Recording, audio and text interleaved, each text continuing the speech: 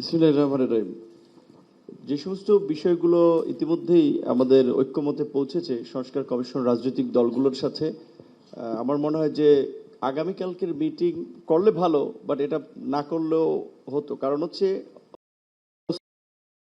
কিন্তু বৈঠক হয়েছে, এখন সংস্কার প্রস্তাবগুলো যত দ্রুত বাস্তবায়ন করা যায় সেই দিকে ঐক্যমত কমিশনে হাঁটার দরকার।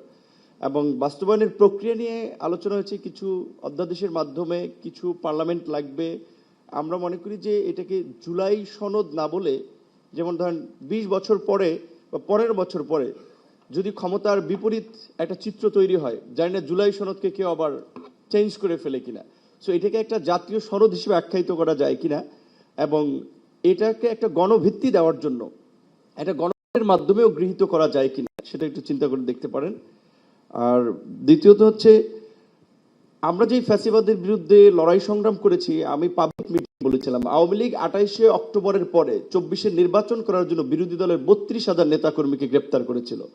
আর এই সরকার 3200 উল্লেখযোগ্য আওয়ামী লীগ যারা ফ্যাসিবাদের সহযোগী ছিল তাদেরকে এখন পর্যন্ত গ্রেপ্তার করে নাই, বরঞ্চ শেখ হাসিনার 16 বছর গুম খুন এবং লুটপাটের অন্যতম সহযোগী জাতীয় পার্টির কার্যালয় প্রশাসন এবং আইন শৃঙ্খলা বাহিনী পাহারা দেয়, এখন আমরা দেখতে পাচ্ছি। এটা আমাদের জন্য খুবই উদ্বেগের। এই বিষয়ে আশা করি আপনারা পদক্ষেপ নেবেন। 3 নম্বর একটা বিষয় বলতে চাই যে, অনেকেই বলেছে নির্বাচনের বিষয়টা, এটা বাস্তব এবং এটা আপনারা সবাই জ্ঞানী মানুষ, আপনারা লক্ষ্য করতে পারছেন। শুরুর দিকে সরকারের প্রতি যে একচেটিয়া সমর্থন ছিল, কিছু উপদেষ্টাদের বিতর্কিত মন্তব্য এবং কর্মকাণ্ডের কারণে সরকার একটা প্রশ্নের মুখে পড়েছে, সরকারের নিরপেক্ষতা নিয়ে একটু প্রশ্ন উঠছে।